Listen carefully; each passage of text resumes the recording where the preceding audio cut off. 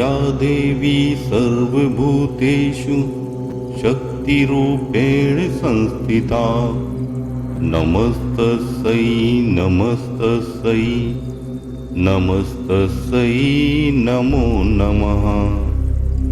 जय माता दी। 10वां अध्याय मार्कंडेय पुराण के सावर्णिक मनवंतर की कथा के अंतर्गत 10वें अध्याय में महर्षि मेधा राजा सुरथ और समाधि नामक वैश्य को शुंभ के वध का प्रसंग सुनाते हैं। ओम नमः चंडिकाय नमः। इस अध्याय का पाठ करते समय हमें इस प्रकार माता रानी का ध्यान करना चाहिए। मैं मस्तक पर अर्धचंद्र धारण करने वाली शिव शक्ति स्वरूपा भगवती कामेश्वरी माँ का हृदय से चिंतन करता हूँ। वे तपाए हुए स्वर्ण के समान सुंदर हैं। सूर्य, चंद्रमा और अग्नि ये ही 3 उनके नेत्र हैं तथा वे अपने मनोहर हाथों में धनुष, बाण, अंकुश, पाश और शूल धारण किए हुए हैं।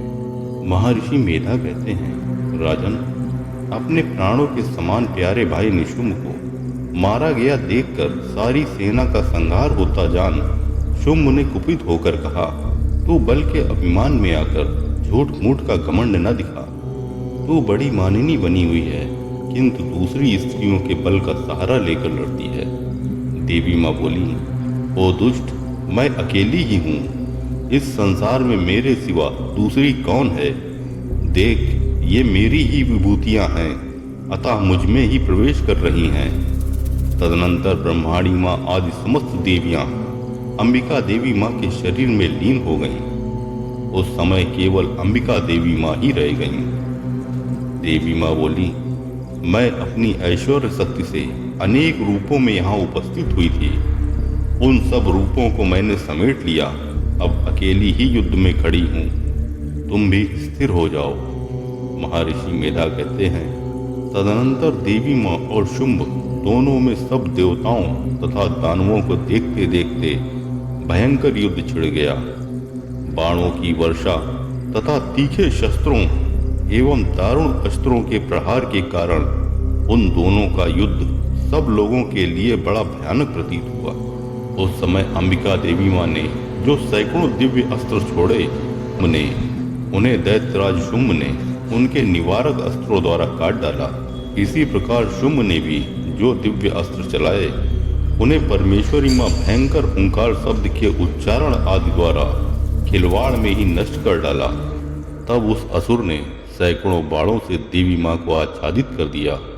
यह देख क्रोध में भरी हुई उन देवी माँ ने भी बाण मारकर उसका धनुष काट डाला। धनुष कट जाने पर फिर दैत्यराज ने शक्ति हाथ में ली, किंतु देवी माँ ने चक्र से उसके हाथ की शक्ति को भी काट गिराया। तत्पश्चात दैत्यों के स्वामी शुंभ ने 100 चांद वाली चमकती हुई ढाल और तलवार हाथ में ले उस समय देवी माँ पर धावा किया। उसके आते ही चंडिका माँ ने अपने धनुष से छोड़े हुए तीखे बाणों द्वारा उसकी सूर्य किरणों के समान उज्जवल ढाल और तलवार को तुरंत काट दिया। फिर उस दैत्य के घोड़े और सारथी मारे गए। धनुष तो पहले ही कट चुका था। अब उसने अंबिका माँ को मारने के लिए उद्यत हो भयंकर मुदगर हाथ में लिया। उसे आते देख देवी माँ ने अपने तीक्ष्ण बाणों के द्वारा उसका मुदगर भी काट डाला। जिस पर भी वह असुर मुक्का तान कर बड़े वेग से देवी माँ की ओर झपटा। उस दैत्यराज ने देवी माँ की छाती में मुक्का मारा। तब उस देवी माँ ने भी उसकी छाती में एक चांटा जड़ दिया। देवी माँ का थप्पड़ खाकर दैत्यराज शुंभ पृथ्वी पर गिर पड़ा, किंतु पुनः सहसा पूर्ववत उठकर खड़ा हो गया। फिर वह उछला और देवी माँ को ऊपर ले जाकर आकाश में खड़ा हो गया। तब चंडिका माँ आकाश में भी बिना किसी आधार के ही शुंभ के साथ युद्ध करने लगी।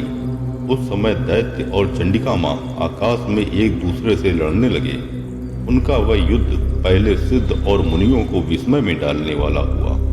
फिर अंबिका माँ ने शुंभ के साथ बहुत देर तक युद्ध करने के पश्चात उसे उठाकर घुमाया और पृथ्वी पर पटक दिया। पृथ्वी पर आने के बाद वह दुष्टात्मा दैत्य पुनः चंडिका माँ का वध करने के लिए उनकी ओर बड़े वेग से दौड़ा। तब समस्त दैत्यों के राजा शुंभ को अपनी ओर आते देख देवी माँ ने त्रिशूल से उसकी छाती छेद कर उसे पृथ्वी पर गिरा दिया। देवी माँ के शूल की धार से घायल होने पर उसके प्राण पखेरु उड़ गए और वह समुद्रों, द्वीपों तथा पर्वतों सहित समूची पृथ्वी को खपाता हुआ भूमि पर गिर पड़ा। तदनंतर उस दुरात्मा के मारे जाने पर संपूर्ण जगत प्रसन्न एवं पूर्ण स्वस्थ हो गया तथा आकाश स्वच्छ दिखाई देने लगा। पहले जो उत्पात सूचक मेघ और उल्कापात होते थे वे सब शांत हो गए तथा उस दैत्य के मारे जाने पर नदियां भी ठीक मार्ग से बहने लगीं।